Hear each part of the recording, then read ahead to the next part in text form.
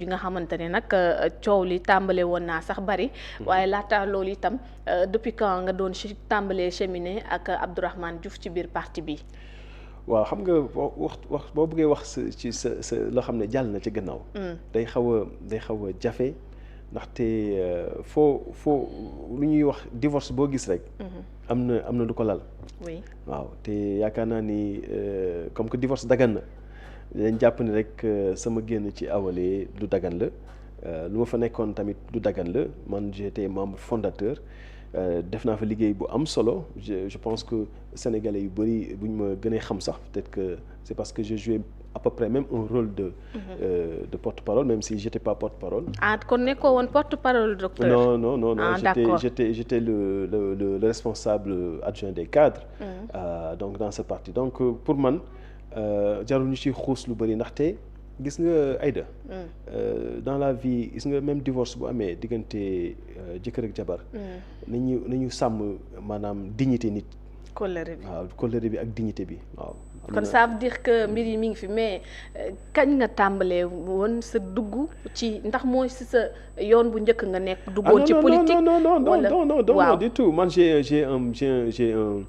j'ai un background politique assez solide. Alors man maa ngi tàmbali sama politique ak Abdoulaye Bathily. Alors Abdoulaye Bathily moom ma njëkk a dugal ci politique quand j'étais à l'université ba ma nekk responsable des cadres de la LD. Alors donc xam nga boo nekkee responsable des cadres kooku yaa ngi ci bureau politique bi yaa ngi ci maanaam position boo xam ne lu am solo la. Donc mais après gis naa ni LD y a eu tellement de difficultés mooy période bi ngay dégg LD debout assis. xam nga mu am ay LD ci biir LD. waaw ay LD ci biir LD. te man yooyu xaw ma ko man lu ma xam mooy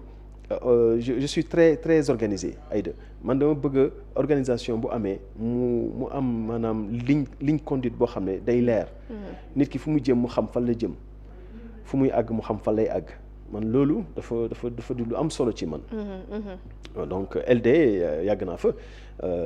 donc j'ai aussi accompagné Abdoul Mbaye quand il a créé son parti. Oui. On a travaillé ensemble sur un certain nombre de dossiers. Et puis ku grand bu baax grand bu vraiment mais amul chance ci politique. ku am valeur la mais malheureusement je pense que régime bi passé ak président bi fi nekkoon xaw na ko taqal. ba yëf yi sonal ko ba nga xam ne nit yi amatuñu confiance ci moom ba nga xam ne defe naa boog loolu bokk na tax mu def retrait politique am avec son âge aussi. Et puis c'est quelqu'un qui aime beaucoup le sport et cetera donc xam naa il a voulu faire un retrait mais Abdourahmane lu ñu boolee maanaam mooy sanc suñu parti loolu moo ñu boolee. maanaam boole mooy sanc parti bi. waaw sanc parti ça veut dire quoi xam nga LD bu ma la wax LD man sanc ma ko LD muy am boobu juddóoguma dama ñëw fekk ko fi. oui voilà Abdoul Mbaye moo koy accompagner il m'a pas appelé pour créer son parti dama ñëw fekk mu créer parti am ba pare. mais bii ñoo ko tabax suñu bopp. maanaam ñun ñoo ko ngénte ñoo ko tudd ñoo ko ngénte voilà donc membre fondateur. yéen a ko juddulu. ñoo ko togg donc dañu toog réfléchir xam fu ñu jëm c'est vrai que Abdourahmane moo ci gënoon am disons visibilité à l'époque parce que moom background am déjà en tant que porte-parole bu Idrissa Seck. donc ñu ne bon. kii war na mën a nekk fasu naaru góor. kon donc bu ma lay déglu docteur du parti Awalé docteur Abdourahmane Diouf da ko togg ba noppi yéen ngeen ñëw rejoindre yàlla tere loolu bon mënul am sax mënul nekk loolu ñun ñooy membre fondateur yi après ñu soog a commencé def suñu stratégie def suñu planification ut suñu siège commencé ut ay nit. waaw ñi ku nekk foo gën a aayee rek nga jàpp fa. ngeen tànn docteur Abdourahmane ngir mu porter seen parole jiite parti bi mu jiite parti bi donc ci yan base la woon. mais ay base politique c'est comme ça c'est que da ngay gis ni kii par exemple il a un potentiel il communique bien nga ne bon on va le mettre en selle pour qu'on puisse vraiment proposer quelque chose aux Sénégalais. D'ailleurs son premier en tout cas disons désaccord ak mon ancien parti c'est plus lié ay problème de stratégie bu ñu ñëwee ci par exemple législative yi passé man j'étais plus pour que ñu demal suñu bopp. même bu nekkee dañu nekk ci gouvernement wu Sonko Diomaye Faye. mais kon ñu demal suñu bopp am tuuti donc expérience législative donc am ay député. mais yàlla dogalul loolu donc on a pris une autre stratégie ma jàpp sama ñaamur mais bu. xanaa loolu concertation amu si woon ba tax nga ne nga jàpp sama ñaamur. waaw mais loolu mooy lu ma la wax c'est-à-dire que soxlawul sax ñu ciy xuus dama xam ni dans nos vies politiques malheureusement les hommes politiques très souvent ils s'approprient disons de l'appareil politique comme si c'était leur propre appareil. alors que vous voyez une personne qui est visible alors que derrière bu naree def atelier sax wala bu naree def rassemblement sax nit yi ñooy cotiser jox ko ne ko ay kaay ba pare nit yi ñooy organiser jox ko ne ko ay kaay moom day xëy rek di ñëw rek toog donc loolu malheureusement ba léegi des na fi man foogoon naa ni c'est quelque chose boo xam ne ci ay partis comme les anciens yu fi jógee ay ñoom bëgguma tudd ay tour mais surtout les anciens partis yaakaar naa ni fa lay yem mais je vois que malheureusement on risque d'avoir toujours ces mêmes problèmes là et voilà donc il faut que Sénégalais yi commencé xam ni parti politique boo ko sancee da nga war a am contrat de performance ak déjà ñu la sancal parti bi ba def la leader ba pare nga am contrat de performance ak sénégalais yi. nga wax leen sénégalais yi lan nga nar a teg seen loxo. te teg seen loxo du rek waaw élection bu jotee wala lii laay def non parce que élection moo gën a tuuti ci dundu Sénégal.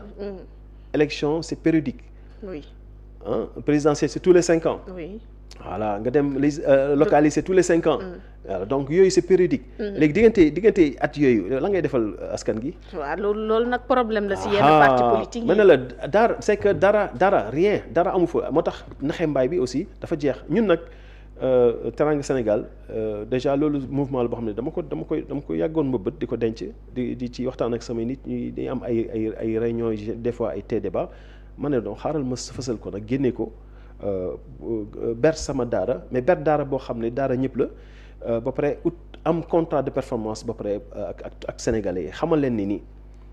du yem xalaatuma sax di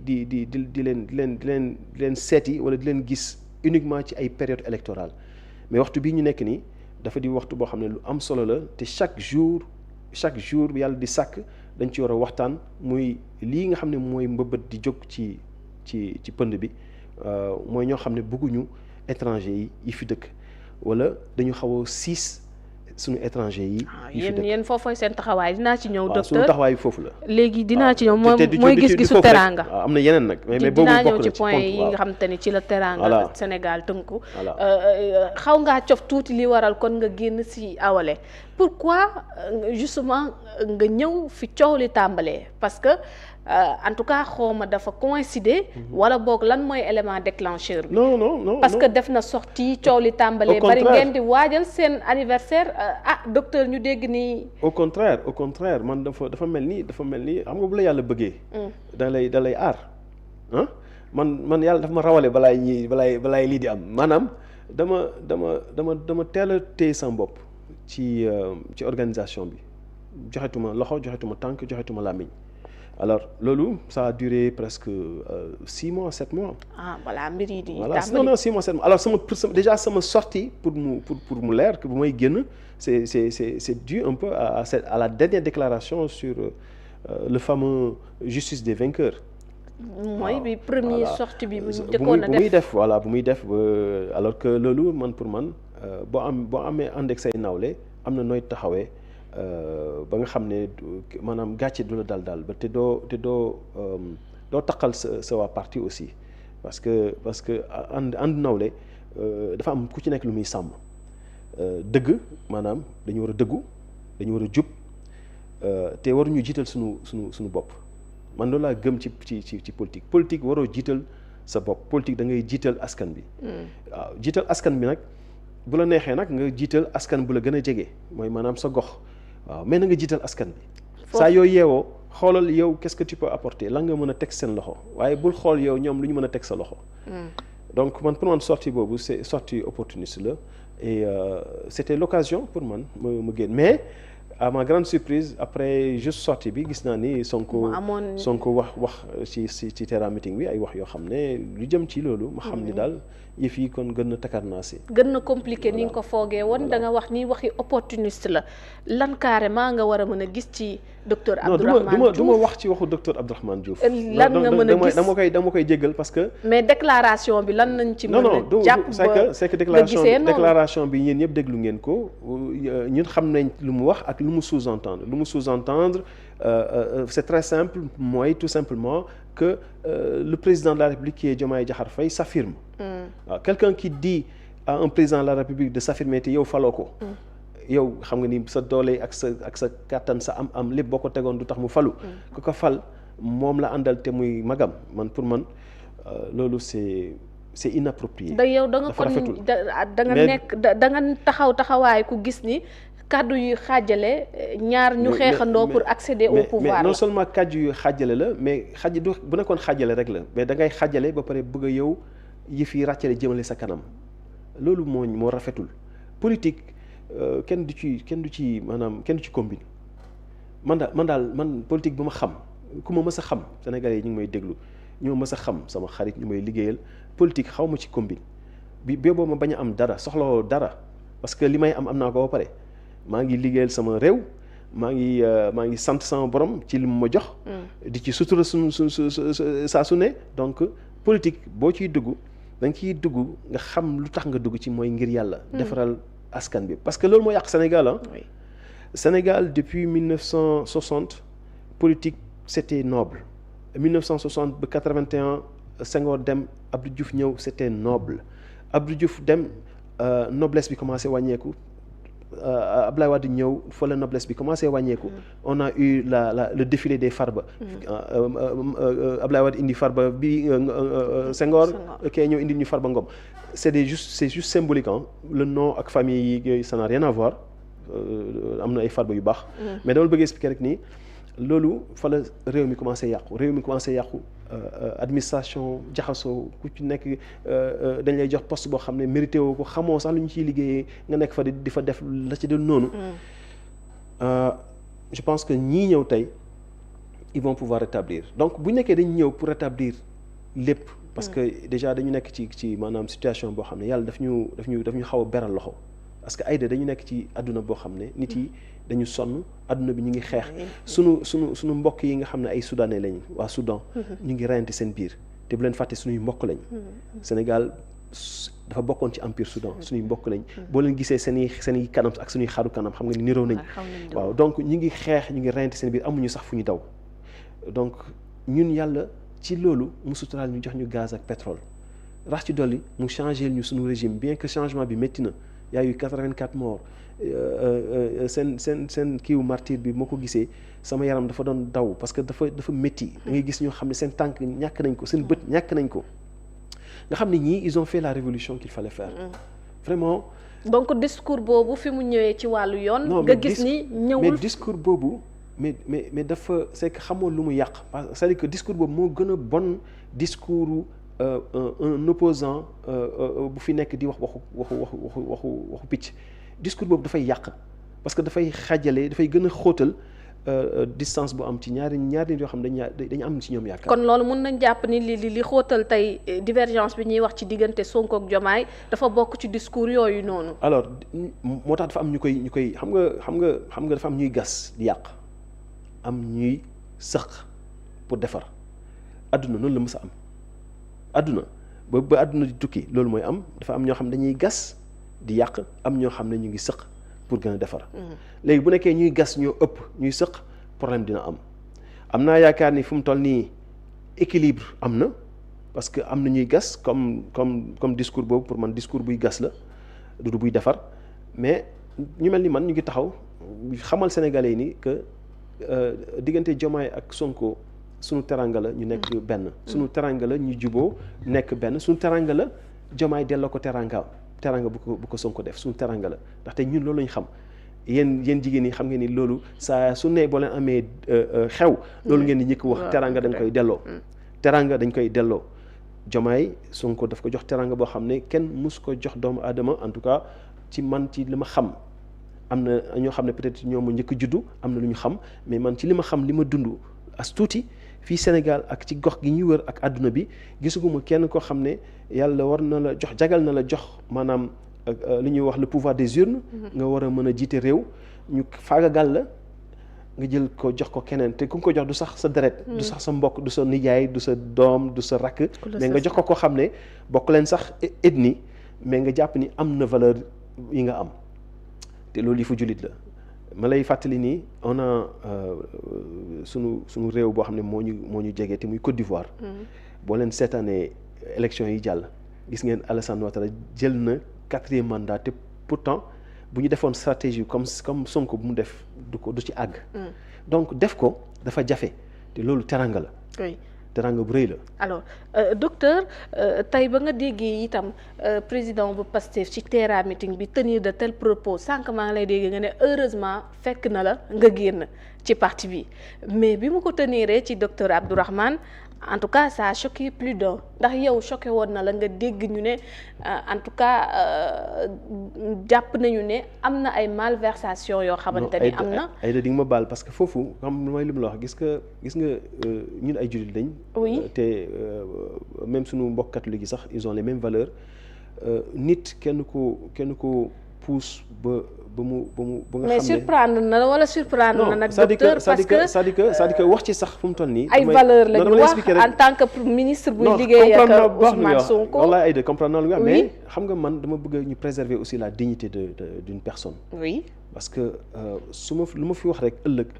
mën na taqal deram wala mu setal deram te du sama wareef. bettu la wala bett na la. mënuma ci wax parce que comme je te dis dafa am. yow cheminé ngeen pendant 4 ans ngeen tànn ko mu jiite leen mënuma ci wax parce que man sequñu sax loolu sequñu ay ndax xam naa ndax jub na wala jubul ak yooyu lu ma seq ak moom mooy. non docteur nag booy ànd ak nit. di ngeen am xam tuuti ci. non nit kenn mënu ko xam ba mu jeex. nit mooy l'animal le plus dangereux. mosoo gis ay gaynde yu def ay bombe atomique di rendi seen biir mosoo gis ay bukki di ko def nit rek moo sa am sañ-sañ boobu jël arme jël dara rey moromam nit mooy def loolu donc man dama am yaakaar ni lii ñu wax bu ci kanamee dina leer comme ni ko ku ko wax nu mu ko waxee li ci kanam raw lu bët mais préservons la dignité de cette personne parce que quoi qu'on puisse dire on a eu de très beaux moments te xam nga lu ma gën a retenir ci moom te dama koy wax tout le temps am benn jour mos na ma oo ma ne ko mu ne ma docteur xam naa mere nga ma de ma ne ko moom mënuma la mere parce que dama la téye parce que dama fonk say waajur parce que gis naa ne sa waajur bu góor imaam la te dafa yore daara man loolu rek doy na ma ci jikko donc nañu continuer cheminer mais yàlla fii la dogal ñu waroon an tey suñu daje woon keroog daje nañ salon international des mines on s'est fait des accolades nee na ma ñëwoo ci anniversaire ma ko noonu dinañ waxtaan foog ñu waxtaan donc du coup dama bëgg ñu préserver dignité ñu bañ a xuus ci nit ki parce que débat des personnes moom moo yàq. en tant que là on parle d'Abdourahmane en tant que ministre bu ñu dénk wàllu environnement jusqu'à présent des voix s'élèvent ci à ce que mu quitte quand même mu am responsabilité jóge ci ministère am su fekkee coow li bëri na ci kawam waaye dem ba yow sa ki nga gën a jegeel ci wàllum collaboration jàpp ni en tout cas nekkin wa daal des na. ci boo koy xool mais Aïda loolu c'est une responsabilité individuelle et personnelle nit ki ci boppam moo war a xalaat xam lan maanaam moo ko yëkkati lan mooy wareefam ba bu ñu tegee maanaam dara ci daram ndax daf ci war a teggeeku ci wala teggi nambal tànkam pour mën a jàkkaarloog ki mu war a jàkkaarlool pour setal daram wala kooku nit ki moo koy xamal boppam soo ma laaj su nekkoon man la mën naa la wax su nekkoon man la dal dinaa la ne Aïda nii lay def te bu nekkoon man la effectivement Sénégal nag loolu moo jafe aussi xam nga démissionner Sénégal dañu foog ne démissionner da ngay ñàkk Aïda nit yorul wërsëgam nit lu muy dundee suba maag yow tey lu ñuy ndekkee suba nekkul suñu loxo même bu nekkee da nga ko jënd bàyyi ko sa frigidaire bu neexul suñu borom doo ko laal donc il faut que nit yi xam ni responsabilité ak dignité te loolu bëgguma tam ñu yaakaar ni réewu kaw yi nga xam ne ay tubaab lañ ay nit yu weex lañ nga xam ne ñun sax dañu d'accord ne ñoo leen ëpp valeur ndaxte ñoo leen ëpp yërmande ñoo leen gën a yaatu. moo tax su may gis ay parti politique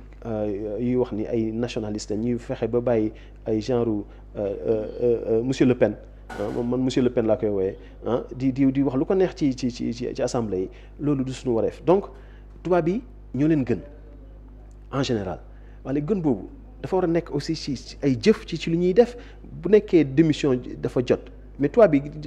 gisoo France seen premier ministre ni ñuy démissionné mais seen démission dafa lay jaaxal sax da ngay dégg waa ñii li ñuy démissionné nii est-ce que xam nañ lan la et pourtant ñoo la ko gën a xam nekk premier ministre démissionné du dara ndaxte bu nekkee xam nga ni ñi nga boot nga xam ne yaa leen war a servir parce que tamit loolu la